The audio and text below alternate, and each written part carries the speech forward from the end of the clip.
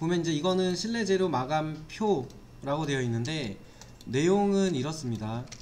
실별로 바닥 그 다음에 걸레바지는 넘어가고 벽, 그 다음에 천장에 대한 바탕공사, 마감재를 붙이기 위한 배경공사를 어떻게 하고 무슨 마감재를 붙이겠다라고 적는 게 이 표의 목적이에요.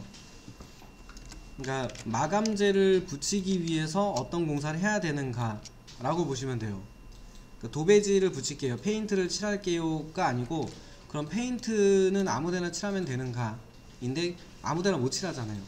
그렇기 때문에 페인트를 칠할 수 있는 바탕 공사를 해주고 그 다음에 마감재로 뭘 쓴다, 이렇게 두 개가 돼요. 그래서 마감 공사는 크게 두 가지로 보시면 돼요. 하나는 바탕 공사, 마감재를 붙이기 위한 바탕 공사, 여기다가 마감 이렇게 붙인다고 보시면 돼요. 그래서 요 내용이고요. 그 다음에 이제 얘네들을 붙이려면 마감 공사를 하려고 치면은 먼저 구조 공사가 있어야겠죠. 이 구조체를 만드는 방식은 벽돌이나 블럭으로 만드는 조적식 공사가 있었고요. 조적 공사. 그 다음에 철근 콘크리트로 만드는 벽식 구조가 있었고, 라멘식 구조, 기둥하고 볼을 사용하는 라멘식 구조가 있었죠. 그 다음에 철골로 만드는 것도 있었죠. 철골, H형강, I형강 이런 거 써서 만드는 철골 구조도 있었는데, 이 철골 구조 같은 경우는 라멘식 구조라고 보시면 되죠. 기둥 볼을 써서 만드니까 그거랑 유사하다고 보시면 되고, 철골은 철골인데 가벼운 철골, 경량철골로 만드는 구조도 있었는데, 이 경량철골로 만들면 얘가 약간 조립식 구조이긴 한데 벽체를 만들어서 하는 느낌하고 유사했었죠.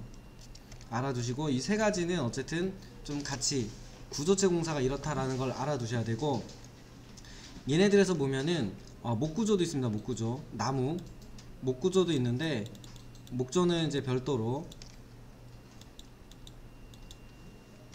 이제 보면은 조적공사, 철근 콘크리트로 만드는 공사, 이 두 가지를 뭐라고 부르냐면 물을 쓰는 공사, 물을 써서 만드는 구조체 공사, 그래서 습식공법이라고 합니다.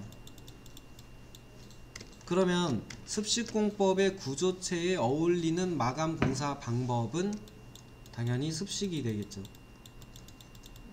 그러니까 구조체 공사가 습식이라면 마감 공사도 습식이 자연스럽게 어울릴 거란 얘기예요. 구조체 공사가 건식이라면, 물을 쓰지 않는 철골이나 목조는 물을 써서 구조체를 만든다기보다는 자르고 붙이고 용접하고 하는 조립을 하는 식이란 말이에요. 그렇다 보니까 물을 안 써요. 물을 거의 안 씁니다. 그래서 요거를 건식 구조라고 합니다. 건식 구조라고 하는데, 이렇게 만드는 건식 뼈대에다가는 당연히 어울리는 마감 공사, 기본적으로 좀 조합이 맞는 공사라고 치면은 당연히 건식 마감 공법이 조금 더 어울릴 겁니다. 이렇게 생각해 보면 저희는 조적식이에요. 지금 저희가 한 단독주택 보면은 조적식 공사고, 조적식 공사라고 하는 거는 습식 구조이고, 마감 공사를 고르셔도 습식 공법을 고르시는 게 기본적으로는 어울릴 거다, 이렇게 보시면 돼요. 습식 구조에다가 건식 마감 공법을 쓸 수 있습니다. 반대도 가능해요. 건식을 습식 마감 공사를 할 수 있게끔 바꿀 수도 있어요. 근데 그렇게 바꿔서 쓰는 거는 이제 이유가 있을 때, 상황이 그래야만 할 때는 그렇게 바꿔서 하겠지만, 기본적인 조합을 보자는 거예요. 기본적인 조합. 그러니까 뭐 예를 들면 한식 반찬에 양식 메인 요리 안 어울리잖아요. 약간 그런 느낌으로 보시면 됩니다. 저희는 조적으로 돼 있으니까 습식이니까 습식 마감 공법 중에 무난한 애들로 이 표를 한번 채워 볼게요. 이런 거 쓰시면 좋죠. 우클릭, 셀렉트, 시뮬러 하신 다음에 오른쪽에 있는 거를 싹 제외시켜주고, 여기를 제외시켜주고, 그러면은 요 위에 있는 건 없어지겠죠. 그러면 이제 요 위에 것도 Shift 눌러서 제외를 시키면 안에 있는 내용만 남겠죠. 이렇게 해서 옮기면 얘네만 선택될 거니까. 또는 필터 쓰셔도 괜찮죠. 예를 들면은 이렇게 잡는 거죠. 이렇게 선택을 아래쪽에 있는 문자하고 선이랑 같이 잡아요. 컨트롤 1번을 누르면 특성창이 나오는데 여기에 필터라는 게 있었죠. 이 필터를 써서 유형을 여러 유형 중에 색상이 뭐뭐뭐인 거를 찾아달라 이런 거잖아요. 여러 유형이 아니고 텍스트 문자인 애들만 밑에 보면은 오퍼레이션에서 셀렉트 올, 문자 내가 선택한 것 중에 문자만 선택해 달라 이렇게 되는 거죠. 그럼 문자만 선택이 되죠. 자, 이렇게 해서 지우시면 되죠. 자, 되셨으면은 지금 옆에 있는 문자 하나 복사해 갈게요. 이렇게 두 개 정도 크기 다르네 이렇게 복사하셔가지고 쓰시면 될 것 같고, 이제 하나 갖다 넣었어요. 이렇게 하나.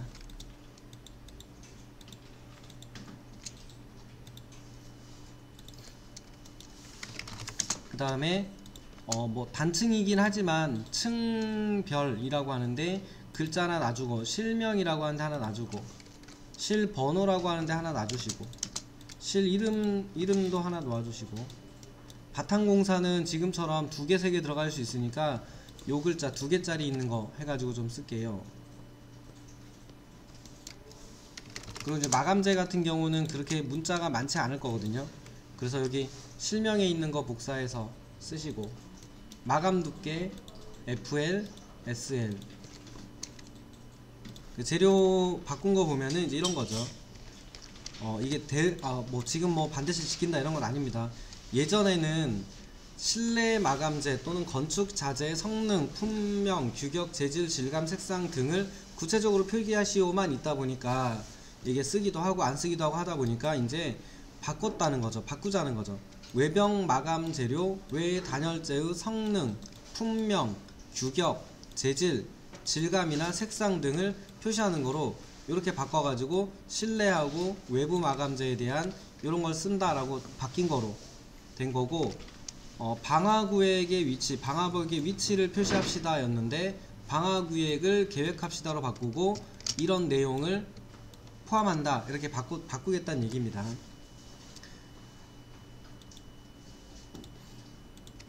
주요 내외벽 중심선 또는 마감선 치수, 그 다음에 외벽 마감 재료, 건축 자재 성능 및 품격 등등등의 구체적 표기라고 바뀐다 인 거고, 단면 방화구역 외벽 마감 상세 등등들도 이렇게 해서 바꿔서 씁시다 라고 되어 있는 내용이 요겁니다. 그래서 나중에 한 번씩 훑어보시고요. 그리고 자재 번호에 대한 코드를 쓰고 그 코드에 맞도록 뭐 이름을 붙여서 씁시다 라고는 되어 있습니다. 하나의 제한이.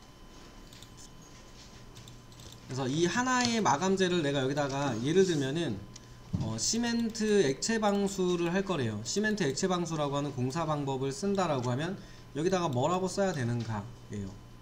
자세히 쓰는 게 좋다고 했잖아요. 그러면 그냥 여기 글자에다가 더블 클릭해서 시멘트 액체 방수 이렇게 쓰면은 뭐 내용이 없잖아요. 그래서 여기다가 조금 더 자세히 쓴다 그러면 1차 또는 2차 이렇게 쓰면 되겠죠. 한 겹 할 거면 1차고 두 겹 할 거면 2번 할 거면 2차거든요. 이런 식으로 써주는 게 좋고, 그 다음에 얘의 규격이나 두께나 크기 같은 걸 써주면 좋잖아요. 그래서 보통은 앞쪽에 많이 쓰는데 티크니스의 약자 THK, 뭐 예를 들면은 10 이렇게 하면은 두께 10mm 정도의 시멘트라는 재료를 써서 액체 방수를 한번 하겠다 라는 의미의 표현이 됩니다. 여기다 마감재로 페인트를 쓴다 그러면 뭐라고 쓸 것인가요? 그냥 페인트 이렇게 마감.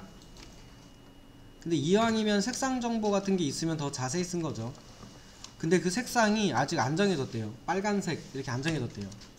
그러면은 보통은 이렇게 씁니다. 이 뒤에다가 가로를 치기도 하는데 지정색 그러니까 건축주가 지정해주는 색의 페인트 마감할게요 라고 쓰는 거죠. 여기서 조금 더 자세히 쓴다 그러면, 자세히는 아니지만 종류는 써주세요. 종류, 수성 페인트인지 유성 페인트인지 그 페인트의 종류는 써주셔야죠. 그러면은 수성, 페인트, 마감 이러면 좀 더 잘 쓴 거죠. 이런 건 나중에 상세도 찾아보시고 시공 방법 찾아보시고 하셔야 됩니다.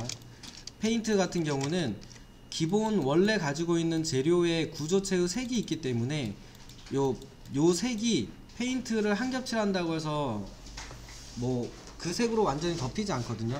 그렇다 보니까 바탕이 되는 색을 한번 칠해요. 바탕이 되는 색을 한번 칠해주고 그 위에다가 다시 한번 색을 칠합니다. 다시 한번 색을 칠해주고, 그러면 이제 여기 있는 색이 배어나진 않겠죠. 한 겹 칠했으니까 배어나지 않을 거고, 다시 한번 색을 칠해가지고 면에 있는 기본 색을 만들었으니까 문제 없을 거고, 이 위에다가 최종색을 칠합니다. 이렇게. 페인트는 보통 2번, 3번 이렇게 칠해요.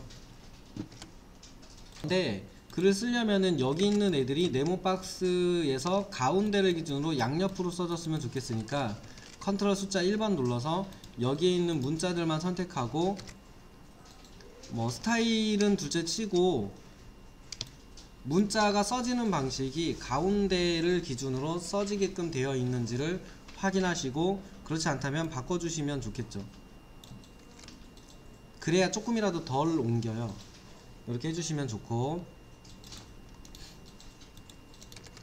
이제 먼저 층, 요거는 이제 저희는 단층이니까 그냥 1층 쓰시면 되고, 번호는 1, 2, 3, 4요. 100일, 102, 103, 104 이렇게 쓰는데, 가급적이면 여기 안에 쓸 때도 중요도순으로 써지면 좋고요.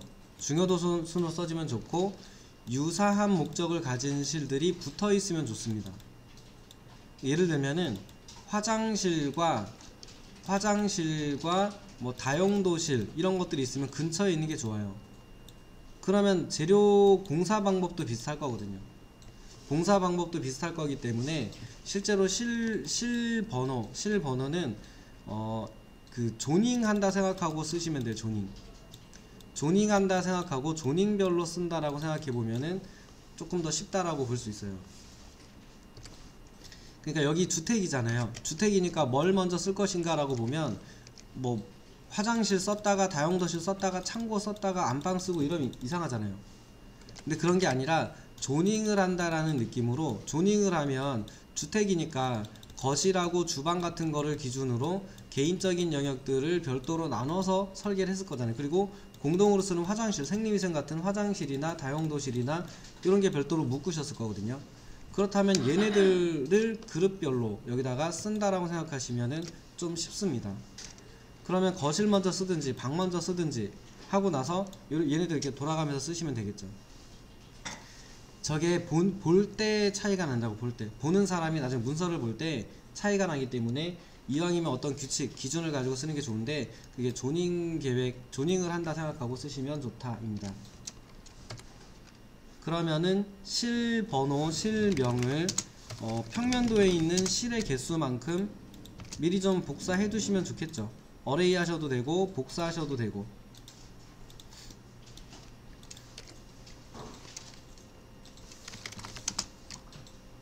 몇 개인지 모르겠으니까 몇 개 더 해놓을게요. 그러니까 이제 여기에서 쓴다 그러면은 일단은 개인 영역, 방이 있고요. 그 다음에 공동으로 쓰는 영역이 주방이 있고 거실이 있고, 그리고 생리위생 같은 거에 쓰기 위해서 뭐 욕실, 다용도실, 욕실, 뭐 그리고 뭐 복도나 거실이나 같은 걸 거고, 현관 이렇게 있네요. 이렇게 있으면은 얘네들끼리 묶어서 쓰는 게 나중에 볼 때 더 편하다고요. 얘네들끼리 묶어서 쓰는 게. 그래서 저는 여기에 거실 먼저 쓰고, 그 다음에 주방, 그리고 뭐 복도 이런 식으로 쓰겠다는 거예요. 그리고 뭐 현관 여기다 써줘도 괜찮아요. 현관은 별도로 쓰고 나중에. 그 다음에 방 1, 그리고 방 2, 방 3, 그 다음에 화장실, 욕실, 욕실 1, 욕실 2, 이런 식으로 쓰면 되겠네요. 그리고 다용도실, 마지막에 현관. 상세도가 그렇게 많지 않기 때문에 추천드렸던 거는, 추천이라기보다는 쓸 수 있는 거가 LH 거가 그나마 공개되어 있는 자료 중에 믿을만하다 라기보다는 여기 표준 상세도 해가지고 들어있네요. 여기 공유 자료에 설계 도서 작성 관련 기준에 표준 상세도 넣어놨는데, 요거 열어보시면은 이게 LH 거죠. LH가 해서 공개했던,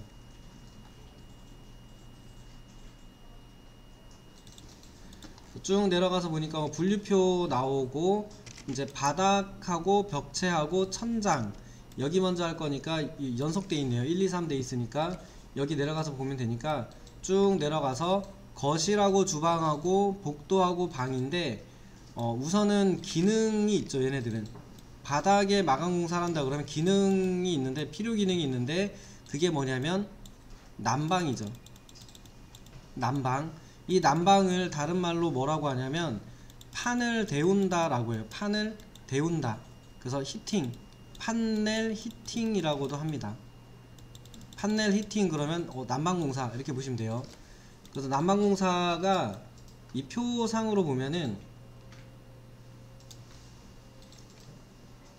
13-109-110 여기에 있어요. 여기가 아니고 저 아래쪽에 또 있는 걸 알고 있는데, 여기도 있네요. 14-001, 002, 003, 004에서 바닥에 온수온돌 난방하는 공사를 4가지를 여기서는 자기네들은 썼나봐요. 그래서 내용을 보건데, 얘네도 그냥 무작정 다 외우지 마시고 공사 방법을 외우시면 돼요. 공사 방법은 기억을 해주시면은 이대로만 공사하는 게 아니거든요. 그러니까 공사 방법을 바꿔서도 하거든요. 그래서 얘네들을 만드는 원리를 좀 아시는 게 필요하다 이렇게 보시면 돼요. 그래서 난방공사는 기본적으로는 뼈대가 되는 바탕에 콘크리트가 있고요. 그 콘크리트 위에 먼저 단열층을 둡니다. 단열. 그러니까 열을 난방을 할 거잖아요. 난방을 할 건데 위에서 난방을 할 건데, 난방열이 아래층으로 내려가면 안 될 건 없지만 아래층에 도움이 되겠죠. 그래서 여기 단열층을 두면은 여기서 데워진 열기가 전달이 되다가 아래쪽까지 데우고 나면은 올라가겠죠. 위로 올라갈 거잖아요.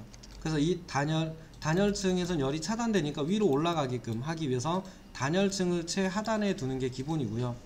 그 다음에 그 위층에 보면은 여기서 이제 콘크리트, 경량기포 콘크리트라고 해서 공기가 들어있는 콘크리트인데, 기포 콘크리트를 썼어요. 근데 예전에는 뭘 많이 썼냐면 콩자갈 많이 썼습니다. 콩자갈. 그래서 아직도 전산운영 건축제도 실기시험에서는 대부분이 다 콩자갈 이렇게 하세요. 근데 거기서 이렇게 그려놓으면 틀리나요? 라고 물어보시거든요. 이 틀렸다고 하면 이상한 거예요. 틀렸다고 하면 맞습니다. 틀렸다고 하면 이상한 거고, 거기서는 콩자갈을 써서 추결층을 만드세요 라고 써있는 게 아니고, 난방을 해야 되는 공간이니까 난방 시스템을 넣어주면 되거든요. 그러니까 전산형 건축제도 시험 볼 때도 여기랑 똑같이 그리셔도 상관없습니다. 근데 왠지 불안해서요. 왜냐면 대부분의 교재에 전부 다 콩자갈 써있거든요. 그 콩자갈로 안 하면 틀리는 자세요. 그 콩자갈로 해서 떨어지면은 뭐 책임은 질 수는 없는데 안 떨어져요. 당연히 맞는 공사이기 때문에. 근데 여기서는 콩자갈이나 기포 콘크리트를 뒀는데, 얘네들의 역할이 뭐냐면 추결층입니다. 추결층. 열을 저장하는 공간이에요. 추결. 그러니까 온수온돌이라고 하는 요 엑셀 파이프인데, 온수가 지나가는 파이프예요. 여기에 이제 뜨거운 물이 지나가죠. 뭐 65도, 55도 이렇게 데운 물이 요쪽을 지나가요.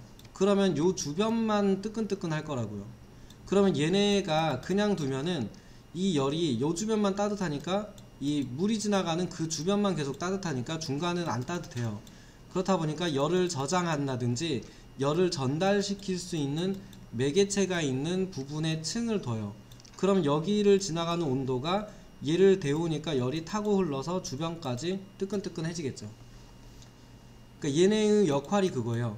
여기에서 열을 내는 애가 열을 좀 옆으로 번지게 해서 전체적으로 따뜻하게 하는 역할을 하는 거고, 또 하나는 열을 저장하는 공간이죠. 온수가 이제 그 데워진 다음에 온수가 적당히 데워졌다 그러면 여기가 열기를 이제 머금고 있겠죠. 머금고 있다가 얘가 식을 때까지 열을 내겠죠. 특정 정도까지 식을 때까지는 얘가 저장하고 있는 열로서 좀 따뜻할 거란 말이에요. 그래서 이게 축열층이 그 다음에 필요합니다. 그래서 먼저 단열층, 그 다음에 축열층, 열을 저장하는 축적하는 공간이 있고, 그 위쪽에 또는 그 안쪽에, 이게 만약에 콩자갈이었으면은 요렇게 돼 있었겠죠. 요렇게 한 다음에 여기에 엑셀 파이프가 있었을 거라고요. 콩자갈이었으면은. 근데 이거는 콘크리트다 보니까 콘크리트 안에 배관을 묻어 놓으면 나중에 문제가 생겼을 때 콘크리트를 깨야 되는 문제가 생겨요. 그렇다 보니까 기포 콘크리트 위쪽에다가 배관을 올려놨다고 보시면 될 것 같습니다. 그리고 나서 엑셀은 아니고 온수가 지나가는 파이프를 설치해요. 엑셀이라고 하는 파이프를 이제 가장 많이 쓰니까 이제 일반적으로 엑셀 파이프 이렇게 얘기하는데, 온수가 지나가는 파이프를 여기다가 이제 이렇게 고정을 하시겠죠. 이렇게 고정을 하고 파이프가 지나갈 거고, 그 다음에 마감 공사를 해야죠. 마감 공사를 하기 위해서는 얘네가 울퉁불퉁한 애가 이렇게 튀어나와 있을 건데 요 위에다 그냥 해버리면 안 되잖아요. 그러니까 걔네를 마감 공사하기 위해서 면을 골라야겠죠. 면을 골라줘야 되니까 여기다가 시멘트 모르타르를 넣어서 면을 한번 만드시고, 그 위에다가 마감재 이렇게 됩니다. 그러니까 요게 얘가 실제로는 바탕이죠. 바탕 공사. 마감재를 하기 위해서 면을 고르는 공사. 그래서 얘가 이제 바탕층이 되는 거고, 그 위에 마감층이 들어가죠. 그 아래는 열을 저장하는 축열층이 들어가고, 그 밑에 단열층이 들어가죠. 얘가 그 온수 온도를 만드는 기본적인 시스템이에요. 예전에 이거 직접 파가지고 했었는데, 스티로폼 녹여서 막 파서 했었는데, 여기 보면 똑같아요. 여기에 있는 얘네들이 이제 온수가 지나가는 애들일 거고, 그 사이에 있는 얘네들이 여기서 나온 열을 전달받거나 저장하는 공간이 될 거고, 이 열이 잘 퍼지라고 위에다가 뭐 금속판 같은 거 많이 됩니다. 당연히 얘네들 밑에는 열 빠져나가지 말라고 단열재 같은 거를 대요. 그 열을 내는 공간, 그 열을 반사시키고 위로 올리는 공간이죠. 그 얘네들이 열이 골고루 퍼져야 돼요. 이거는 필름이니까 이렇게 생겨 있는데, 열이 골고루 퍼져야 되니까 열을 전달할 수 있는 층을 또 둬요. 그 얘네들도 보면은 시스템이 똑같아요. 다만 공사하는 시스템이 아니라 산업 제품으로 생산된 방식으로 되어 있는 것 뿐이지, 실제로는 원리는 동일하다, 이렇게 보시면 돼요. 참고하시고요. 그러니까 성능에 따라서 두께는 달라져요. 예를 들면은 경량기포 콘크리트 층을 뭐 많이 두껍겠다고 칠게요. 한 200 이렇게 했다고 치면은 장점은 뭐냐면 열이 저장될 수 있는 공간이 많다예요. 그러니까 한번 데우면 오랫동안 열이 지속된다 예요. 단점은 이걸 전부 다 데워야지 이제 열기가 좀 위로 올라올 건데, 데우는 데까지 오래 걸린다, 이런 거예요. 얘가 얇으면은 데우면은 금방 얇으니까 데워질 건데, 얘를 꺼버리면 금방 식겠죠. 그런 류입니다. 단열층의 두께는 어떻게 정하느냐? 얘도 똑같죠. 단열층의 두께도 마찬가지죠. 단열층이 두꺼우면 성능이 좋을 거고, 얇으면 성능이 떨어지겠죠. 마감층, 요 바탕공사, 여기는 필요한 만큼 하셔야 돼요. 바탕층은 필요한 만큼 하는데, 가만히 생각해 보면은 얘의 두께가 있을 거잖아요. 이거 두께가 있는데 그 위쪽으로 사람들이 밟고 다닐 거잖아요. 그럼 여기 부분에 최소한 2cm? 2cm나 3cm 정도 공간은 두시면 좋겠죠. 너무 두꺼우면 열기가 또 올라오는데 시간이 오래 걸리겠죠. 그렇기 때문에 요거는 필요한 만큼 하시면 되는데 보통은 2-3cm 정도 합니다. 2-3cm 정도 해요. 안 그러면 얘가 충격 받아서 얘가 깨지거나 할 수 있잖아요. 1cm 이런 건 좀 애매하다는 얘기예요. 1cm 이런 걸 애매하고 2cm 뭐 괜찮습니다. 그래서 그 정도 선에서 고르면 돼요. 내가 만약에 이거를 3cm 짜리 썼다. 그 위에다가 10mm 모르타르, 위험하다는 얘기고, 최소 20mm 또는 25, 30mm 정도의 모르타르 올린 다음에 마감재 하겠다라고 하면은 맞다라고 보시면 됩니다. 그럼 얘네들을 전체를 다 하면 두께가 얼마 이렇게 나올 거잖아요. 그 얘네는 뭘 고려하셔야 되냐면 여기를 고려하셔야 돼요. 예를 들면은 그럴 일은 없겠지만 거실하고 주방의 바닥 마감 공사를 내가 다른 걸 할 거다 그러면 이 두 개의 높이 차이가 나면 안 되겠죠. 저 두 개는 높이 차이가 나면 좋은 공간은 아니잖아요. 그러면 이렇게 했을 때 여기에서 이쪽이 이만큼 마감재까지 했을 때 이만큼 두께가 나왔는데 오른쪽 부분은 했더니 뭐 요만큼 나온대요. 그 여기 거실에서 주방 가는데 단 차이가 생기면 약간이지만 1cm의 단 차이가 생긴대요. 그럼 저런 부분 처리하는 게 애매하잖아요. 그러면 그런 걸 고려하셔가지고 밑에 부분에서 조절하시면 돼요. 조절하는데 뭐에서 할 거냐가 문제죠. 만약에 여기서 예를 들어서 마감재를 거실 쪽에는 1cm 두께짜리 마감재를 할 거고 주방 부분에서는 2cm짜리 돌을 놓을 거래요. 그렇다면 여기에서 무엇의 두께를 조절하는 게 좋을 것인가 예요. 마감재 높이를 같이 한다면 이런 걸 잘 판단하실 줄 아셔야 돼요. 그래야 현장 가서도 시공할 때 어떻게 해주세요, 뭐가 잘못됐냐 이렇게 얘기할 수 있다는 얘기예요. 당연히 기능이나 성능이나 역할이 있는 부분을 조절하는 것보다는 여기를 조절하는 게 가장 쉽겠죠. 그럼 여기가 1cm 정도 더 두꺼워질 수 있는 가능성이 있다 그러면 여기를 2cm가 아니라 3cm로 해놨다가 1cm 더 두꺼워지는 구간에서는 살짝 1cm를 덜 치면 되는 거죠. 저런 식으로 조절을 하면 됩니다. 갑자기 기포 콘크리트의 두께를 바꿔주세요 그러면 204가 더 어려울 거잖아요. 204보다 두께 조절이 쉬운 부분에서 하셔야죠. 뭐 여기는 단열재가 이만한데 옆에는 단열재 얇은 거 넣는다, 안 되는 게 아니고 되는데 성능이나 기능이 달라져 버리는 것보다는 조절하기도 얘가 더 쉽잖아요. 그래서 그런 부분을 찾아서 두께 조절을 하는데 연결되어 있는 실과 실 간의 높이 차이, 그러니까 상호 관계를 고려해서 최종 높이를 고려한다고 보시면 됩니다. 나중에 실제 제일 아래쪽부터 쓰셔야죠. 여기서부터 써나간다고 생각하시면 돼요. 이렇게 위로. 그래서 저희가 하고 싶은 거는 제일 아래쪽에 단열층을 먼저 둘 겁니다. 단열층, 단열재를 둘 거예요. 바닥 완충 역할도 하면서 그 단열재로 일단 두고 슬럿이 띄고 그 위에 추결층을 둘 거고요. 슬럿이 띄고 그 위에 바닥 마감 공사에서 그 온수 난방을 하니까 그 온수 파이프가 들어가긴 해요. 근데 저 부분은 그냥 시멘트 모르타르, 왜냐면 지금 마감 공사를 얘기하는 거지 저 안에 들어가는 판넬 공사나 뭐 엑셀이 들어가는 온수를 적고 싶은 게 아니기 때문에 그래요. 시멘트 모르타르로 바탕층을 만들고, 바탕층이라고 쓸 걸 그랬네요. 그리고 마감 이렇게 할 겁니다. 이제 하나씩 바꿔가면 돼요. 그럼 단열재로 제일 유리한 거, 가장 만만하고 많이 쓰는 거 스티로폼 써요. 스티로폼 보통은 이제 뭐 스티로폼 이렇게 쓰셔도 되는데 명칭은 EPS 단열재입니다. EPS라는 재료고요. 여기다 두께 써주면 좋죠. 그럼 THK 다 쓰긴 어려우니까 T 한 뭐 60 조절할 거니까 60 정도 이렇게 넣고 뭐 여기도 성능이나 등급이 있건 쟤네들도 단열재도 가등급, 나등급, 다등급 뭐 이런 등급이 있어요.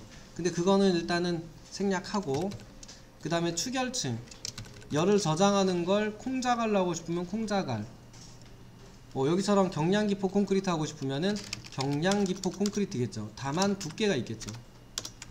두께는 좀 써주는 게 좋으니까 T 요것도 한 일단 60 해볼게요. 60 경량기포 콘크리트.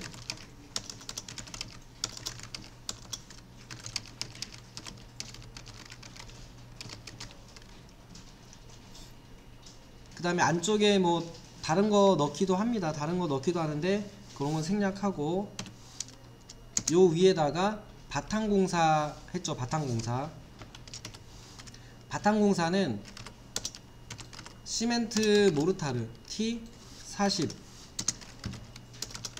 시멘트 모르타르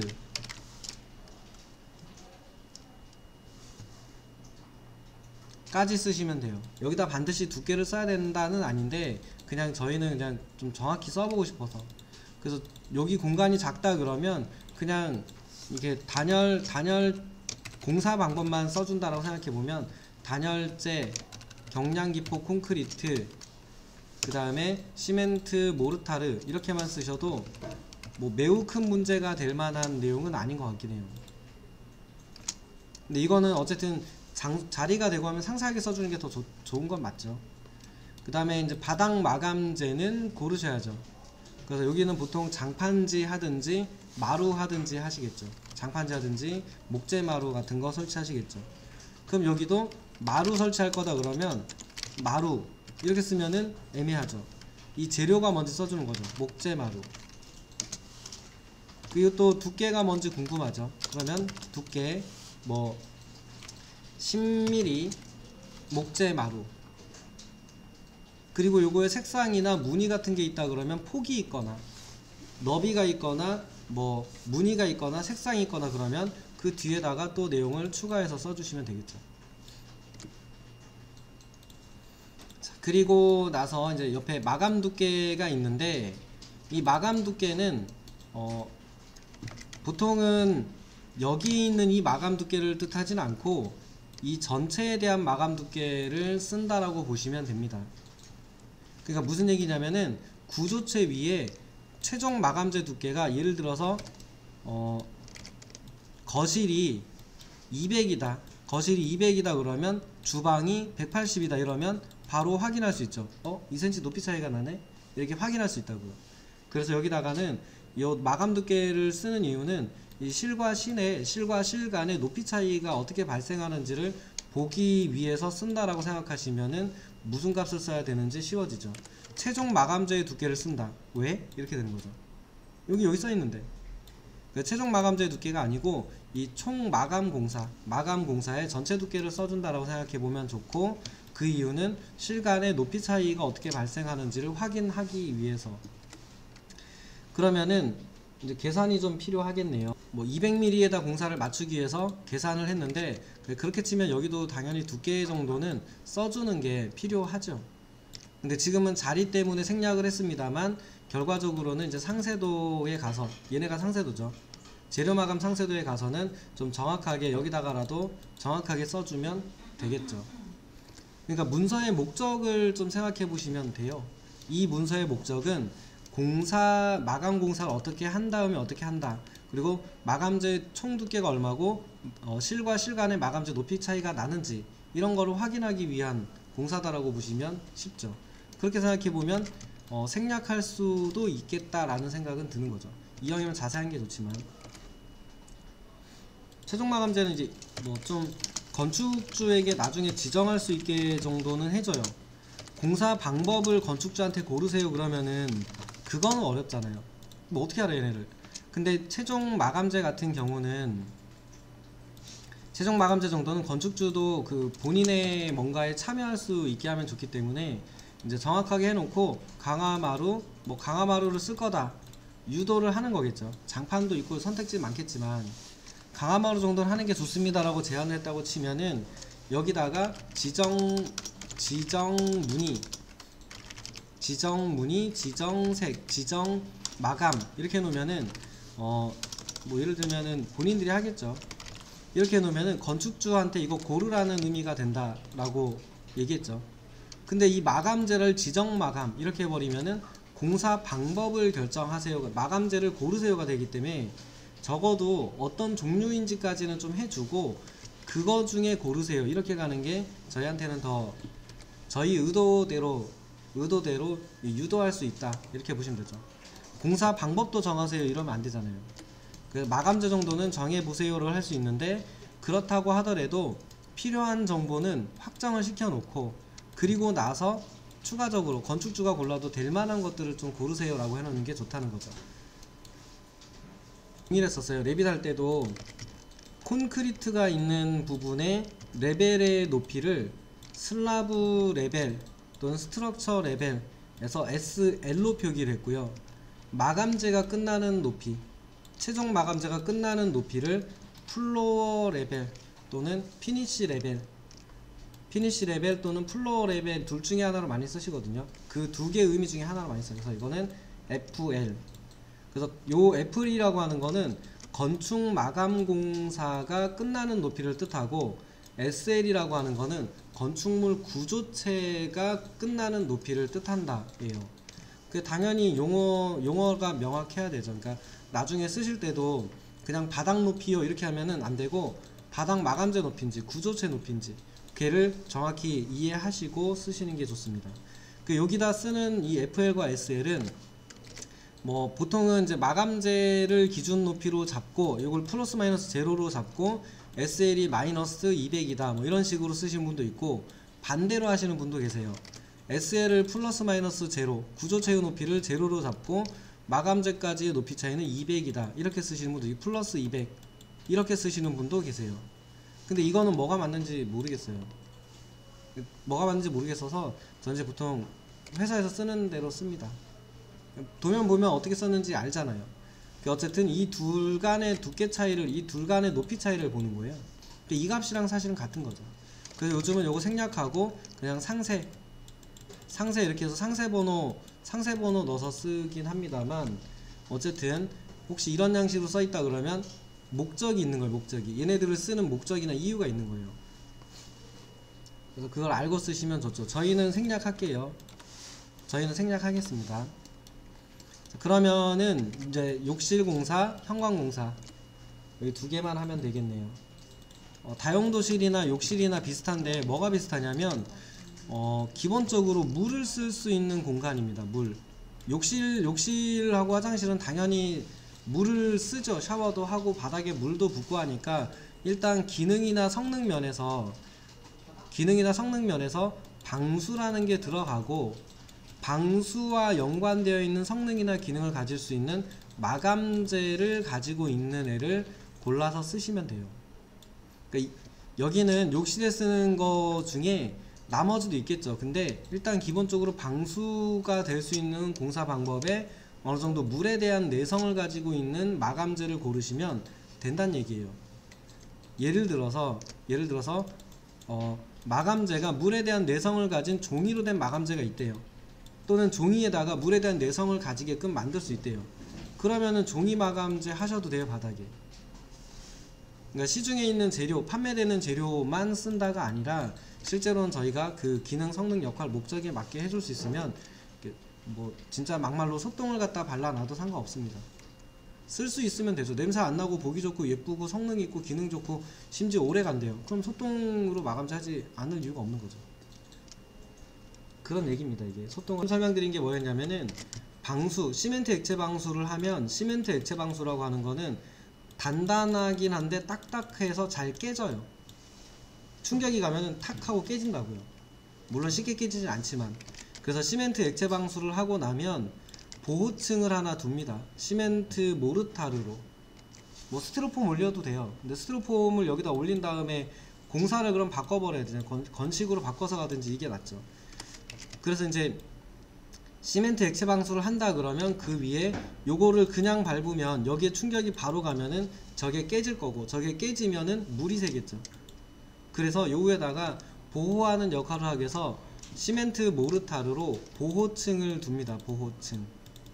이 보호층을 두면은 요 위에서 밟아도 충격이 바로 열이 안 가겠죠. 그래서 저게 안 깨지는 거겠죠. 그 다음에 여기 보면은 다시 시멘트 모르타르가 또 있어요. 근데 요거는 뭐냐면 마감재를 붙이기 위한 모르타르. 보통은 같이 쓰셔도 되고 당연히 타일 붙일 때 모르타르를 쓰겠죠. 그래서 바닥 타일, 타일 붙일 모르타르라고 쓰셔도 되는데 타일, 뭐뭐뭐 타일, 그 다음에 여기다가 무슨 붙이기 공법 이렇게 써버리면은 당연히 그 모르타르는 생략하셔도 되기도 합니다. 그래서 액체 방수 같은 경우는 공사 방법이 방수층이 먼저 들어가고 그 위에 방수를 보호하는 보호층이 들어갑니다. 보호, 그 위에 바탕, 마감재 붙여야 되니까 바탕, 그리고 마감. 그러니까 방수공사 그러면 딱 이렇게만 기억하시면 돼요. 방수, 보호, 바탕, 마감. 바탕, 마감은 다 똑같을 거고 기능이나 성능으로서 내가 방수를 해야 된다 그럼 방수층을 보호하는 뭔가가 필요하다요. 이게 습식으로 가도 똑같고요. 예를 들어서 그 칠해서 하는 거, 칠해서 하는 방수도 있거든요. 걔네를 해도 똑같아요. 칠을 해서 하는 방수를 해도 방수층, 보호층 똑같아요. 이게. 그래서 걔네들도 같은 방법이니까 좀 방수공사는 이렇게 한다 두 가지만 딱 기억을 해주세요. 이게 뭐 무조건 액체 방수는 이렇게 하셔야 됩니다는 절대 아닙니다. 참고하시고, 보통 시멘트 액체 방수 또는 폴리머 이런 거 쓰시면은 1차 이렇게 얘기해요. 1차 그러면 한 겹이고요. 2차 그러면 두 겹 시공했다는 얘기고 3차 그러면은 세 겹 했다는 얘기인데, 액체 방수 기준으로는 1차의 두께가 6에서 8mm였나? 그럴 거예요. 그러니까 요거보다 얇으면 액체 방수 한 거로 인정하지 않는다는 얘기예요. 그러면은 저희가 할 때는 요거를 6mm, 7mm에 맞춰주면 어렵잖아요. 그렇다 보니까 합쳐요. 2차까지 합치면은 8mm씩 했을 때 16mm 정도 되겠죠. 그러면 한 20mm 안에 2차 해주세요 이렇게 씁니다. 그래서 결국은 시멘트 T20 쓰고 시멘트 액체 방수 2차 이렇게 쓰게 되면은 20mm 안에 액체 방수 2번 해달라는 얘기구나 이렇게 합니다. 또는 시멘트 액체 방수 10mm 시멘트 액체 방수 10mm 시멘트 액체 방수 이렇게 쓰셔도 되겠죠. 근데 굳이 불필요하게 두 줄 쓰느니 한 겹으로 쓰겠죠. 그리고 이제 바닥 같은 경우는 최소 2차까지는 해야 돼요. 바닥은 최소 2차고요. 벽면은 상황이 좀 달라요. 벽면은 요즘은 그냥 꼭대기까지 다 해버리는데 바닥에서 물을 쓴다고 해도 뭐 2m까지 물을 다 쓰진 않을 거고, 그 다음에 이 벽 같은 경우는 물이 묻는다고 해도 흘러내려요. 흘러내리기 때문에 흡수가 되더라도 금방 아래로 빠집니다. 그렇다 보니까 벽을 뚫고 옆실로 넘어갈 확률이 적어요. 그래서 보통 벽은 방수를 해도 1차, 그리고 천장까지 다 안 하셔도 괜찮긴 한데 요즘은 웬만하면 합니다. 저희 거 써볼게요. 그러면은 이제 욕실 같은 경우는 이제 복사하셔가지고 제일 아래쪽부터 쓰면 되죠. 아래쪽에 시멘트 2차 할 겁니다. 2차. 그럼 T20 시멘트 액체 방수 2차. 그 위쪽에다가 보호 모르타르죠. 시멘트 보호 모르타르라고 그 역할까지 써주면 좋긴 해요. 그러니까 시멘트 모르타르 이거보다는 시멘트 보호 모르타르 이렇게 쓰면은 보호한 용도로 모르타르를 쳐달라는 얘기구나 이렇게 전달되니까 더 좋은 표기 방법일 것 같다는 생각이 들고요. 저희는 그냥 시멘트 모르타르, 두께는 쓰지 않을게요. 공간이 작으니까. 이렇게 쓰시면은 되겠네요. 타일 공사인데 이제 여기는 화장실이니까 욕실이니까 타일을 할 거거든요. 타일을 한다가 아니고 타일 공사를 저희가 할 건데, 타일에서도 기본적인 분류 방법이 있어요. 타일 종류 이렇게 치면은 가장 기본적인 이제 타일의 분류 방법에 따라서 여러 가지가 있는데, 그 중에 일단은 이제 가장 저희가 기본적으로 타일을 분류하는 방법 중에는 타일의 성질에 의한 분류를 가장 많이 쓴다고 보시면 돼요. 타일의 성질. 그리고 시험 문제에도 가장 많이 나오는 것 중에 하나입니다. 자기질, 석기질, 도기질, 하나 더 토기질. 시험에서는 토기질까지도 하는데, 얘네들이 그 타일을 만드는 온도에 따라서 한 분류다라고 보시면 돼요. 그래서 자기질 타일이 가장 높은 온도에서 구워요.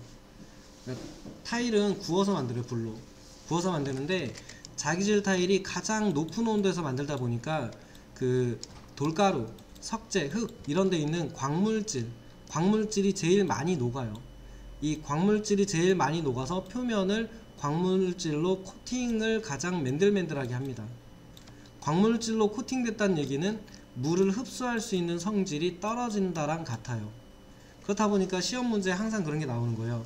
뭐 다음 중 뭐 이렇게 뭐뭐의 특징으로서 옳지 않은 것은 이렇게 해서 나오면 뭐 흡수율이 어떻고 막 얘기가 나오는 게 이 만드는 과정이나 내용을 보면은 자연스럽게 구분이 되는 건데 그걸 그냥 외워서는 안 되거든요. 그래서 자기질 타일은 소송 온도가 가장 높다 보니까 안쪽에 들어있는 광물질이 가장 많이 녹아서 표면에 코팅을 하다 보니까 물이 흡수될 확률이 가장 떨어지는 타일입니다.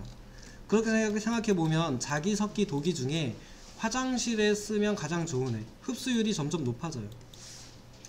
얘보단 얘가 높고 얘보다는 얘가 높아요. 그럼 화장실의 기능이나 성능을 생각하면 무슨 타일을 하는 게 좋은가? 당연히 자기질이에요.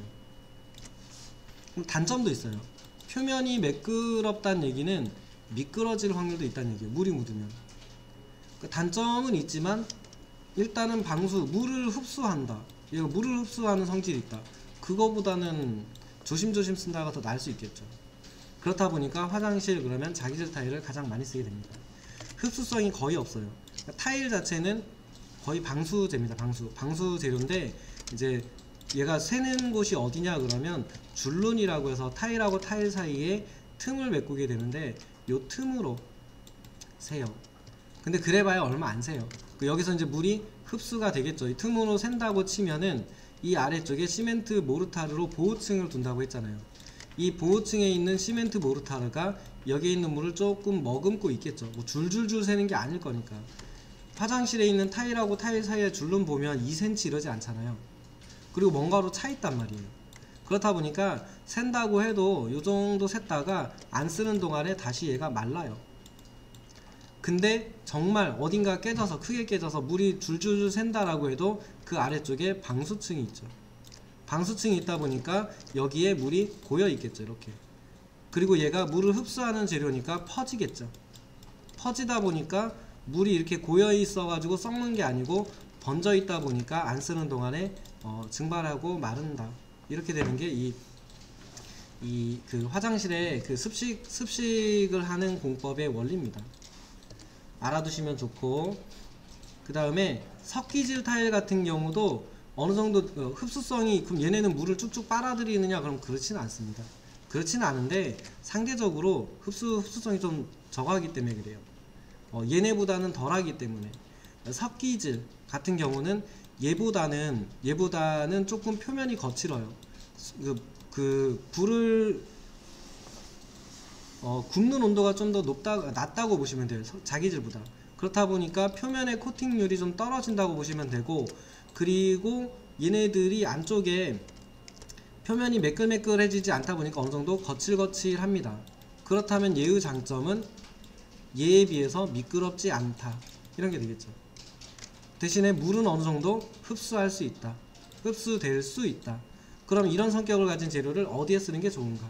이렇게 돼요. 도기질 타일 같은 경우는 흡수율을 떠나서 기포가 들어있는 경우도 있습니다. 그러니까 얘가 이제 부글부글 끓는다고 생각해 보면 끓다가 얘가 만 거예요. 그러니까 안에 기포가 생길 수 있어요. 구멍이 생길 수 있고 당연히 물은 잘 흡수하겠죠. 그렇다고 치면은 얘는 어디에 쓰는 게 좋은가? 이렇게 돼요. 근데 이렇게 그 구멍이 많거나 물을 잘 흡수하는 애들도 바닥 마감재로 쓰면 좋을 때가 있습니다. 언제냐면 옥외라고 생각을 해보세요. 옥외라고 생각해 보면은 저런 애들로 물을 잘 흡수한다? 그러면 표면에 물기가 없다? 그렇다는 얘기는 비가 오거나 눈이 온 다음에 녹아서 쏙 빠지면 미끄럽지 않다? 근데 밑에는 물이 새도 된다? 흙이잖아요. 이런 데다가는 흡수율이 어느 정도 높은 애, 그러니까 이런 데다 자기질 타일 해놓으면 비 온 다음에 지나가다 계속 넘어지는 거죠. 근데 이런 데다가 좀 도기질이나 토기질류의 석기나 이런 것들로 넣어놓으면은 당연히 표면의 물이 금방 빠지겠죠. 그렇게 생각해 보면은 왜 인도나 보도블럭에 인도나 보도블럭 설치하는 게 왜 벽돌인가 생각해 보시면 이해가 되시죠. 얘는 물 잘 빨아들이잖아요. 여기에 비싼 돌, 맨들맨들한 돌로 인도를 깔지 않는 이유, 그게 이제 이런 이유 때문에 그래요. 흡수해서 빠지란 얘기예요. 밑으로. 그 밑에 있는 흙이 있을 거고, 그 밑에 이제 뭐 자갈층 있고 뭐 쭉 해가지고 표면이 만들어졌으면 물이 빠져서 밑으로 흘러가겠죠. 그래야 도시를 사람들이 안심하고 다니겠죠. 그런 류의 원리로서 저런 애들이 다 쓸모가 있다입니다.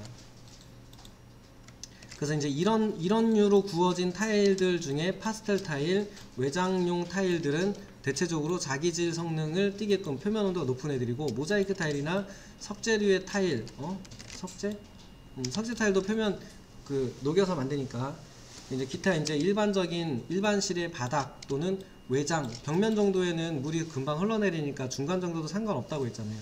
그런 애들. 그리고 이제 이런 애들은 물에 대해서 좀 위험하니까 내장용으로 많이 쓰이겠죠. 물과 상관없는 애들. 그리고 근데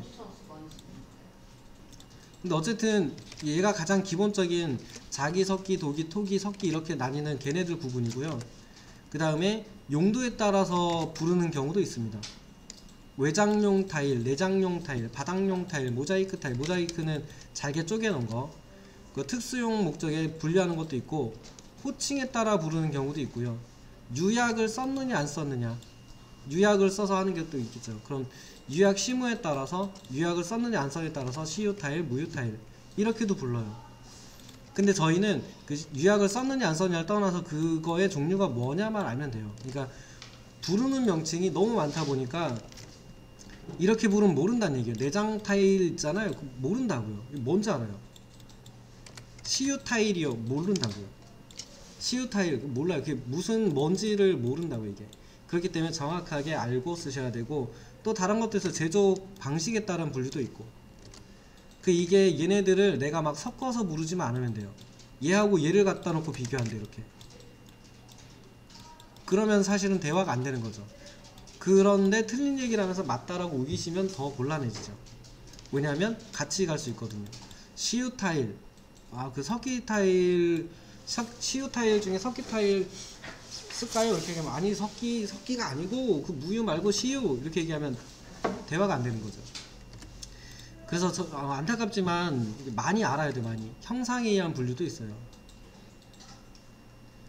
그렇습니다. 그래서 이제 저런 구분을 다 알잔 아닌데, 그래도 분류 기준이나 명칭에 의해서 나오는 것들이 있으면은 나중에 어느 정도 아셔야 돼요. 자주 쓰는 애들은 좀 정해져 있습니다. 자주 쓰는 애들은 정해져 있기 때문에 가장 만만한, 물에 대한 내성을 어느 정도 가진 제품이 좋으니까 타일류로 한다 그러면 일단은 자기질 타일이 가장 좋겠죠.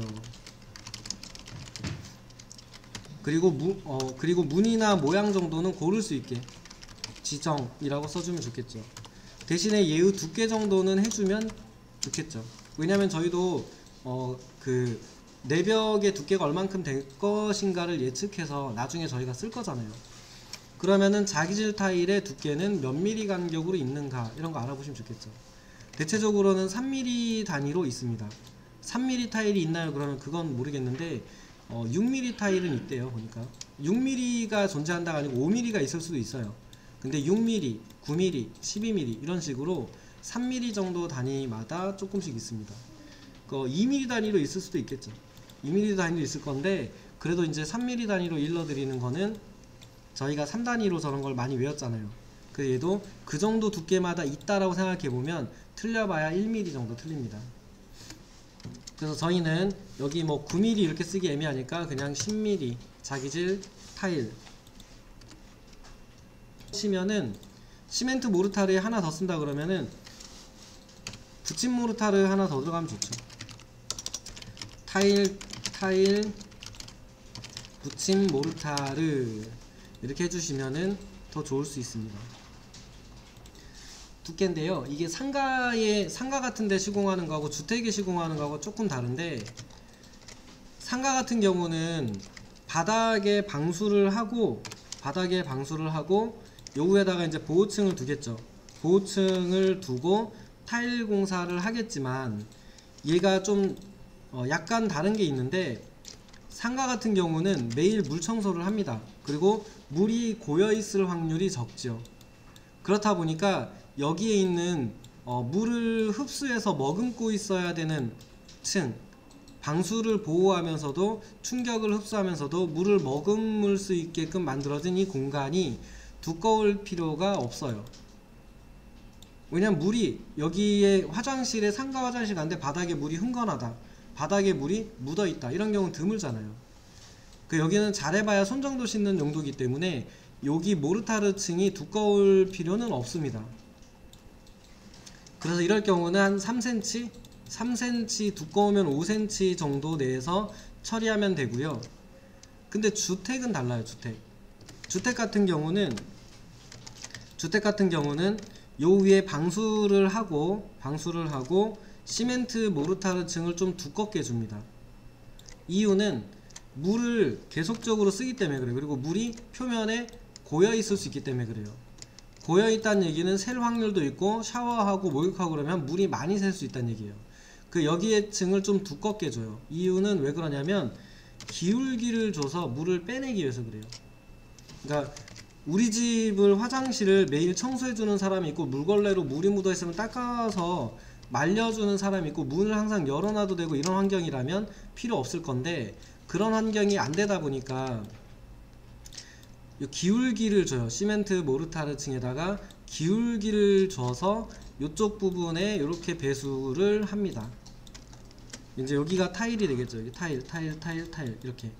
그러면 물이 흘러내려서 빠지겠죠. 얘를 하기 위해서 시멘트 모르타르의 층을 상가나 오피스나 상가 건축물에 비해서 높게 줘야 돼요. 기울기를 줘야 되니까. 최소 얇은 곳을 두께로 3cm 정도를 준다라고 생각해 보면, 요 높이를 줘야 되는 부분은 화장실의 크기에 따라 달라지겠죠. 이렇게 생각해 보면 같은 기울기를 가지고 있다고 쳐도 여기는 물 빠지는 곳이 여기다라고 하면은 기울기가 길어져야 되고요. 이렇게 기울기가 기니까 두께가 높아져야 되고, 요쪽에 물 빠지는 구멍이 있다고 치고, 잘못 그렸네요. 이렇게 짧게 그릴게요. 여기에 물 빠지는 구멍이 있으면 최소 두께를 준 다음에 기울기를 같은 기울기로 준다고 해도 두께는 훨씬 얇겠죠. 그래서 저건 이제 화장실 크기에 따라서 모르타르의 두께는 조절을 해야 된다, 이렇게 돼요. 어쨌든 기본 5cm입니다. 일단 주택에서 한다 그러면 5cm보다는 일단 두꺼울 거다라고 생각하시면 돼요. 상가는 3cm 가능합니다. 3cm 뭐 조금 얇아도 괜찮은데, 주택에 쓴다 그러면 최소 40, 50은 들어간다, 이렇게 생각하시면 되죠. 그러면은 한 5cm 줬다고 치고, 5cm 기능을 생각해서 모르타르 두께 한 5cm 줬다고 치고, 방수 밑에 2차 10mm 2번 20mm 줬다고 치고, 그럼 70, 그 위에 타일 1cm, 이렇게 생각해 보면은 80mm. 그러니까 화장실 바닥의 두께는 대략 80mm 정도. 그러니까 그린 생활 시설에 있는 화장실 이런 거는 5cm에도 가능해요. 뭐 딱히 이렇게 안 높아도 돼서 요거는 80 정도 되겠네요. 뭐 이렇게 마감재 공법은 사실 인터넷 찾아서 써도 무난하게 나오거든요. 근데 핵심은 그거 같아요. 이게 바닥 이런 거 마감 공사할 때 가장 핵심은 바닥 같은 경우는 두께 조절이었던 것 같아요. 나머지는 어떻게든 찾으면 나오는데, 이 두께 조절하고 그 다음이 뭐냐면 기능이나 성능을 내가 넣고 싶을 때가 있어요. 기능이나 성능 같은 경우를 바닥 벽에다 넣고 싶을 때 걔를 어떻게 하면 거기다 넣을 수 있을까, 그거를 생각하는 게 조금 난이도가 높고, 일반적인 공사 방법은 사실 인터넷 검색하면 나오는 거 따라가도 돼요. 근데 얘가 약간의 특수성을 가지는 기능이나 성능, 목적을 가진 실에 대한 거다 그러면 없어요. 인터넷 나온 거 따라 한다고 정답이 아닐 확률이 높습니다. 그래서 저런 거는 좀 고민 많이 하셔야 돼요. 어쨌든 이제 여기 현관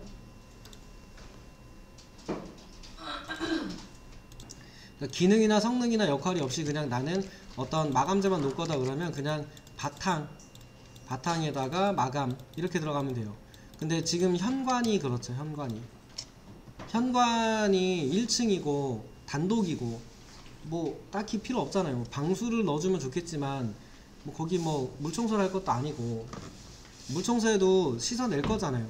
닦아낼 거니까 상관이 없죠. 그래서 보면은 요런 류들 보면은 그냥 타일 한다 그러면 모르타르의 타일, 그러니까 바탕층 공사의 마감 이렇게만 돼요. 기능 성능이 없기 때문에 이런 애들은 습식공법에서는 모르타르 마감재 이렇게 돼요. 요것도 보면은 얘가 이제 석재, 인조석 같은 거를 놓는다 그러면 돌이죠, 돌. 근데 조심하실 거는 돌은 타일보다 좀 더 두껍고 무거울 수 있습니다. 그렇기 때문에 모르타르의 두께도 얇을수록 좋진 않습니다. 그래서 최소 3cm 이상, 반드시 그런 건 아닌데 보통 인조석 같은 걸 공사한다 그러면 이 타일류가 2cm 1.5cm 넘으면 타일류라기보다는 돌류에 가까워지고요. 반대로 돌로 되어 있는 마감재들은 1.5cm보다 얇으면 잘 깨져요. 그래서 웬만하면 1.5cm 이상입니다. 그래서 석재류들은. 그래서 저희가 두께로 구분을 해보면 타일하고 돌하고 구분하는 게 좀 애매하긴 한데, 왜냐면 타일도 어찌 보면 돌이잖아요. 애매하긴 한데 타일류는 1.5cm 이하의 제품들이 대부분 많다라고 보시면 되고, 얘가 이미 2cm를 넘어간다 그러면 일단은 2cm 넘으면 돌이다가 아니고 돌로 되어 있는 제품들은 1.5cm보단 일단 두껍다 이렇게 생각하시면 돼요.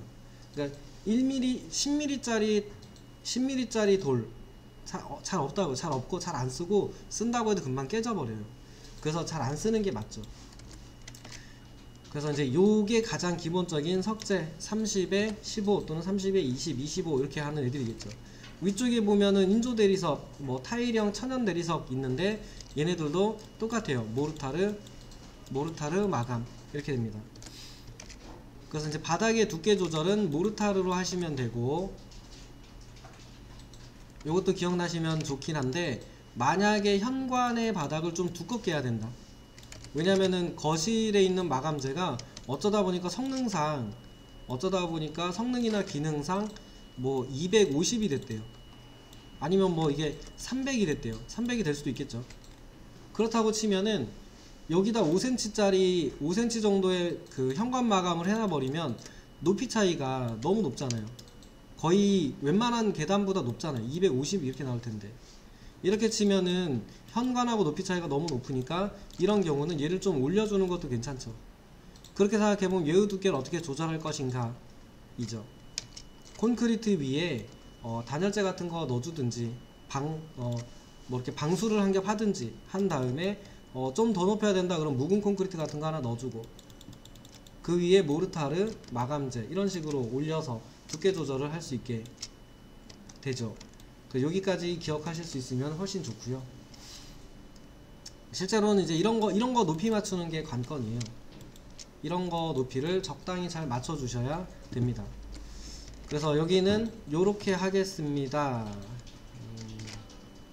인조 대리석 7cm 안에 하는 공사로, 그러면 여기가 요거 한 뭐 내가 돌을 얼마를 쓸지는 모르겠는데 25mm짜리 쓴다, 30mm짜리 쓴다 그러면 30짜리 썼으면은 모르타르 40이란 얘기고, 25짜리 좀 쓴다 그러면은 모르타르는 45란 얘기겠죠. 그래서 이런 경우 상황에 맞춰서 하시면 되는데, 석재니까 석재의 두께 어떤 제품을 먼저 쓸 건지를 좀 찾아보고 쓰시면 좋죠. 이제 적으시면 됩니다. 여기는 뭐 없잖아요. 그러니까 시멘트 모르타르가 끝이잖아요.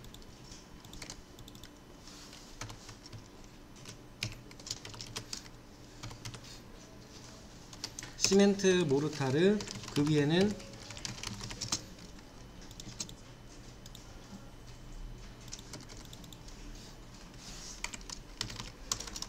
인조 대리석.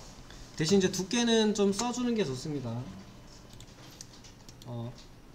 걸레바지는 일단 건너뛰고, 벽체 같은 경우는 일반실 같은 경우, 그러니까 일반실 같은 경우는 도배지를 하거나 페인트를 하거나 이렇게 할 건데 습식공사에서 제일 만만한 게 시멘트 모르타르예요.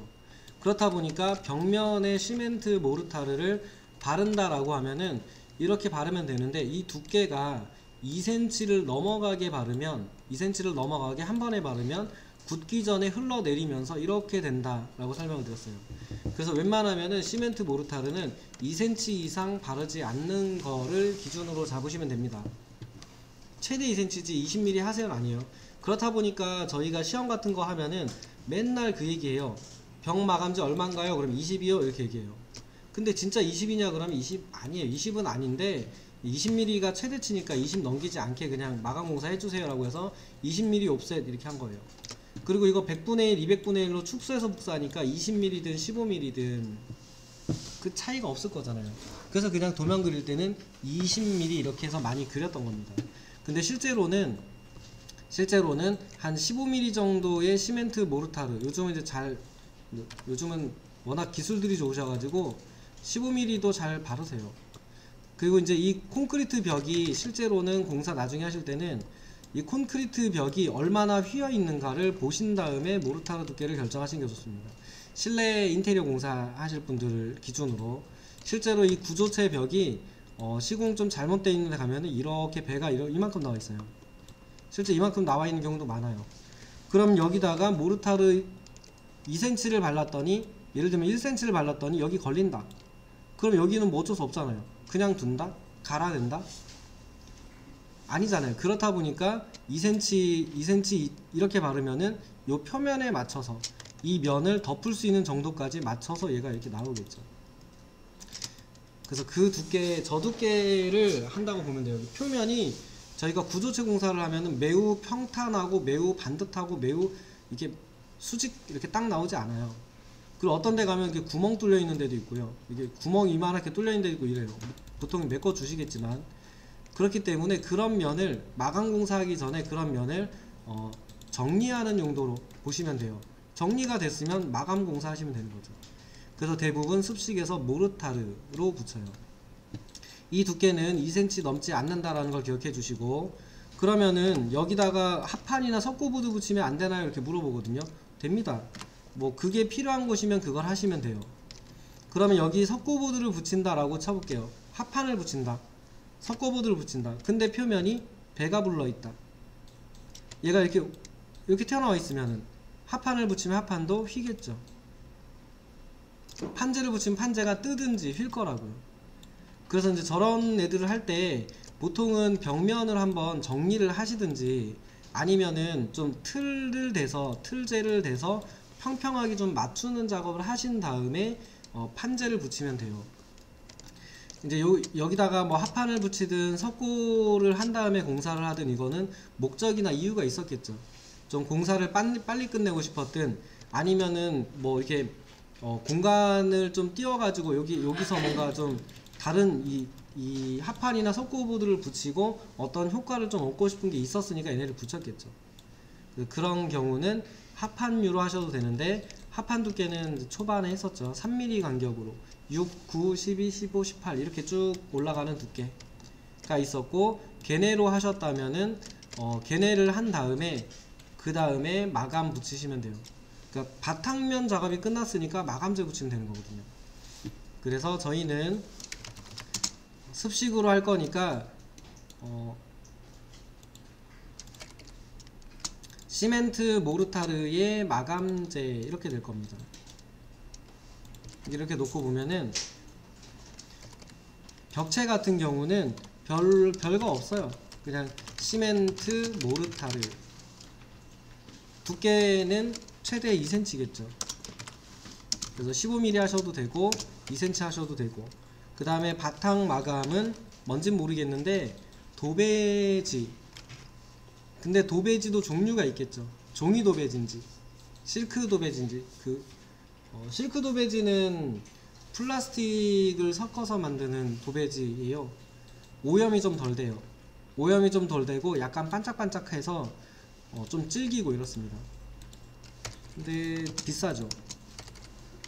그리고 한 번에 해놓으면 오래 쓸 수 있는데, 오래 쓸 수 있다고 무조건 좋지는 않아요. 예를 들어서 가끔 가다가 분위기를 좀 바꾸고 싶을 때가 있거든요. 그래서 그렇게 생각해 보면은 비싼 거 해놓고 뜯으려고 하면 억울하잖아요. 또는 주기적으로 사람이 들고 나고 바뀌기 때문에 한 번씩 바꿔줘야 되는데 도배지를.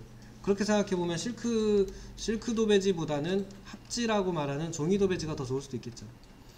종이 도배지라고 해서 오염이 잘 되느냐 하면 그건 아닙니다. 거기다 코팅을 시키면은 오염이 또 안 되겠죠. 그러니까 이거는 상황에 따라서 조절하는 겁니다. 저희는 도배지 할 건데, 도배지 마감을 할 건데, 요거를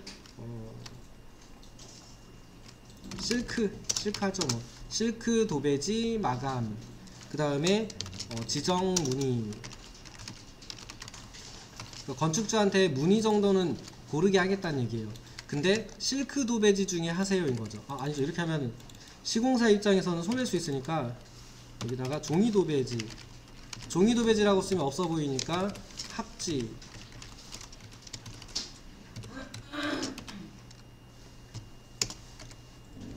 이렇게 하겠죠. 그러니까 같은 용어입니다. 종이 도배지나 합지나 같은 거고요. 실크 도배지나 뭐 플라스틱류가 섞여 있는 PE 성분의 도배지나 같은 얘기예요. 이제 욕실 같은 경우는 그 특성을 먼저 좀 보셔야 돼요.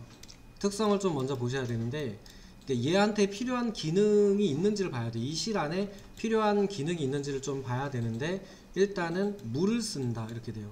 물을 쓴다. 물을 사용한다 그러면 일단 습기에 노출될 수 있는 환경이 있다 이렇게 보셔야 되고, 요거에 대한 기본적인 대비 정도는 해주시고 나머지는 그냥 쓰시면 돼요. 이 습기에 대비를 한다라고 하면 욕실 같은 경우는 습기에 대비한 벽이구나. 벽체니까 벽체에도 방수 들어가 있는 방수. 지금 벽하고 있으니까 욕실의 벽 그러면 가장 기본적으로는 방수. 근데 아까 설명드렸다시피 벽면은 물이 흘러내리기 때문에 방수를 하더라도 한 겹 정도만 하시면 돼요.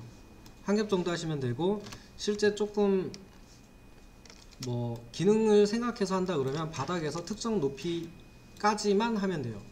그리고 법적으로 방수를 한다 이러면 최소한 바닥에서 얼마 높이 이상은 하세요라는 기준이 있긴 합니다. 기준이 있기 때문에 그 이상은 하셔야 되는데, 실제로는 끝까지 다 하는 게 좋겠죠.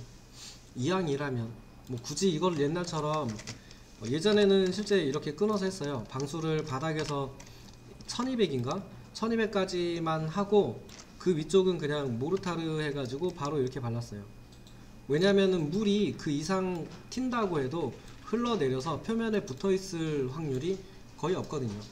그렇다 보니까 이렇게 끊어서도 하셨는데, 저희는 이제 도면 그릴 때 그거 신경 쓰지 말고 그냥 끝까지 다 한다라고 생각하고 하시면 돼요.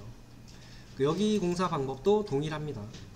벽면이 있으면 방수해주고, 방수를 했으니까 보호하는 역할의 층 겸 타일을 붙일 수 있는 부분, 이렇게 해서 시멘트 모르타르, 붙임 모르타르, 타일 이렇게 돼요. 그리고 이제 화장실의 벽면 같은 경우는 사실상 아까 설명드렸는데 자기질 타일이어야 될 이유는 없어요. 왜냐면 흘러내리잖아요. 흘러내리기 때문에 어느 정도는 꼭 반드시 얘가 물에 대한 내성이 완벽하다, 완벽에 가까운 애를 써야 된다는 아닙니다. 그렇게 치면은 타일을 고르셔도 자기질 타일이 아닌 다른 류의 타일까지 골라서 쓰셔도 상관이 없는 구간이 돼요. 자기질 타일이 뭐 전부 다 반짝거리진 않는데 그래도 표면이 너무 맨들맨들하고 반짝반짝 하기 때문에 모양 같은 거 생각하시면은 좀 다른 거 써보시는 것도 괜찮죠. 그래서 여기 부분은 이제 벽면 같은 경우는 화장실에 습식공법으로 벽면 공사를 한다 그러면 이렇게 되는 거죠. 2차까지는 필요 없고 1차 정도만 하면 돼요. 한 겹 정도. 그럼 벽면에 2겹 하면 더 좋은 거 아니냐라고 하는데, 필요 이상의 성능을 가지는 것도 큰 의미는 없습니다. 그래서 이제 이 정도 되고요. 그리고 타일은 뭐 이제 지정 타일 이렇게 하셔도 괜찮겠죠. 이제 어느 정도 좀 고를 수 있는 범위가 있으니까 이런 경우는 지정해주는 타일을 붙이겠다라고 하셔도 큰 문제는 없을 겁니다. 페인트 칠도 많이 하거든요. 그 중에서 보면은 얼룩얼룩 점 찍어져 있는 페인트 있어요. 그거를 이제 뭐라고 써야 되는가를 이제 많이 고민하시는데, 도료입니다. 도료. 페인트 다채무늬 도료라고 해서 뭔가 좀 모양이 좀 다양하게 나는 요런 애들로 되어 있는 페인트, 아파트 같은 데 가시면은 계단실이나 이런 데 많이 보셨을 거예요. 여기 계단실도 이거랑 비슷한 애로 돼 있죠. 저런 식으로 이제 페인트를 섞어서 문양을 내는 요런 류도 많이 하는데, 이런 류의 공사도 동일합니다. 그냥 모르타르 붙이신 다음에 면 정리를 한번 해야 되니까 붙이는 거로 보면 돼요. 거기에다가 페인트 이렇게 칠하시면 돼요. 그래서 저런 류의 공사도 동일하기 때문에 유사하게 쓰시면 돼요. 그래서 그런 거랑 비슷하니까 찾아서 쓰시면 됩니다.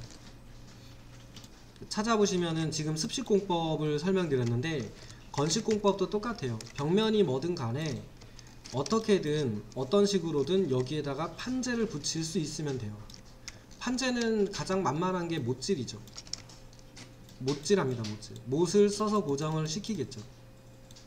그 다음에 판재가 나왔으니까 판재에다가 원하는 마감재 이렇게 붙이는 거거든요. 그러니까 판재 붙이고 페인트, 판재 붙이고 도배지 가능하다는 얘기예요. 얘가 시멘트 모르타르를 쓰는 이유는, 얘가 습식공법이면 시멘트 모르타르가 더 잘 맞으니까 일반적으로 그렇게 쓰는 거고, 요즘은 이제 판재류들 많이 써요. 석고보드 같은 거, 실내 같은 경우는 석고보드 많이 쓰고요. 좀 옛날 같은 경우는 합판도 많이 써요. 근데 적어도 이 석고보드하고 합판은 좀 차이를 알아두시면 좋아요. 합판도 종류 되게 많아요. 석고보드도 종류 많거든요. 근데 그냥 석고로 만든 제품 자체는 잘 깨집니다. 진짜 잘 깨져요. 석고로 만든 거라서 그냥 이렇게 손으로 이렇게 툭 쳐도 탁 하고 깨져요. 그렇다 보니까 이 석고는 무겁고 잘 깨지다 보니까 실제로 기포를 집어넣어서 판재를 만드는데, 이 안에 기포를 집어넣어서 판재를 만들어요. 근데 얘가 탁 하고 깨져버리면 못 쓰잖아요. 그래서 양면에다가 이쪽에다가 종이를 붙입니다. 종이. 여기도 종이, 여기도 종이. 이렇게 붙인 애를 석고보드라고 해요. 그래서 이게 석고보드가 실내에 쓰면 좋은 점이 있느냐라고 치면은, 기포가 들어있기 때문에 어느 정도 단열 성능이 있습니다. 단열 성능이 있고, 기포가 들어있는, 공기가 들어있는 층이 있기 때문에 흡음 성능이 있습니다. 흡음. 그러니까 그냥 그 시멘트 모르타르보다는 석고보드를 세워놓는 게 전달이 좀 덜 돼요. 건너편 실에. 단점도 있죠. 물을 너무 잘 빨아들이고요. 물에 약하고요. 물에 약하고, 그 다음에 잘 깨집니다. 그러니까 못질 같은 거를 하면 깨진다고 보시면 돼요. 그렇기 때문에 그런 면에서는 약점이에요. 그리고 물을 잘 빨아들이는데 물을 붓는다 이런 경우가 아니면 괜찮을 거고, 이제 얘가 또 다른 장점으로 실내에다 석고보드를 또 많이 하는 이유 중에 하나가 뭐냐면, 이 석고보드가 습기를 머금어요. 습기가 있으면 빨아들여서 어느 정도 머금고 있다가 실내가 건조해지면, 이 벽면이나 이런 데가 습기를 얘가 좀 쭉 빨아들였다가 실내가 건조해지면 여기에 있는 습기가 빠져나와요. 이게 빠져나오면서 실내에 어느 정도 그 습도 조절에 도움을 준다라고 되어 있습니다. 도움을 주는 면도 있다. 그래서 이제 요즘 석고보드들로 집에 많이 하시는데, 단점은 역시 못질을 못한다. 못질을 못하는 건 아닌데 해도 잘 안 박혀있죠. 반면에 합판이라고 하는 재료는 얇은 목재들을 켠 거를, 또는 파편을, 또는 얇게 핀 베니어 우드 같은 거를 여러 겹으로 겹쳐서 만들거든요. 요건 나중에 그 시험 이론 같은 거 할 때 문제 나오면 한번 정리해 드릴게요. 그 종류는 많은데 어쨌든 얘가 섬유질이 꽉 차 있는 애다 보니까 튼튼해요. 굉장히 튼튼하고, 웬만큼 달려가서 부딪힌다고 해서 부셔뜨릴 정도는 아닙니다. 저렇게 손으로 격파한다고 해서 격파가 잘 될 만큼 그런 애들이 아니에요. 그래서 굉장히 튼튼하고 질기고, 생각보다 물에 대한 내성은 다 있습니다. 그러니까 물에 대한 내성은 다 있어요. 왜냐하면 그 썩지 않게끔 처리를 다 해요. 썩지 않게 처리를 다 하기 때문에 뭐 물 묻었다고 썩는 거 아니냐라고 치면 금방 안 썩어요. 금방 안 썩고 오래 갑니다. 그리고 또 다른 장점은 튼튼하고 질기고 못질 같은 것도 가능해요. 그런 장점이 있으니까 합판하고 적어도 석고보드하고 합판의 차이는 좀 기억을 하셨다가 바탕재 고르실 때 쓰시면 좋으세요. 그러니까 이게 왜 이렇게 왜 말씀드리냐면은 마감 공사할 때 합판에다가 할 것이냐 석고보드에 할 것이냐 요 정도는 고민할 때가 있어요. 기타 나머지 보드도 많습니다. 뭐 시멘트 보드, 마그네슘 보드 등등등등 많은데 걔네들도 각각의 특장점이 있어요. 근데 가장 많이 쓰는 게 합판과 석고보드 이 두 개의 판재하고 시멘트 보드. 시멘트 보드는 시멘트로 만든 보드예요. 시멘트로 만든 보드. 그럼 이것도 특징이 명확하죠. 요거는 이제 습식공법으로 전환하려고 할 때 쓰시면 효과가 좋습니다. 그러니까 시멘트다 보니까 시멘트로 만든 판이다 보니까 저 판재를 붙여버리면 그 습식공법으로 바꿀 때 편해요. 시멘트 몰타를 붙인다. 당연히 시멘트니까 잘 붙겠죠. 그런 식으로 쓸 때 좀 많이 썼었어요. 그래서 이 최소 두 가지 정도의 특징 정도는 알아두시고 쓰시고요. 그 다음에 이제 천장 공사로 넘어가 볼게요.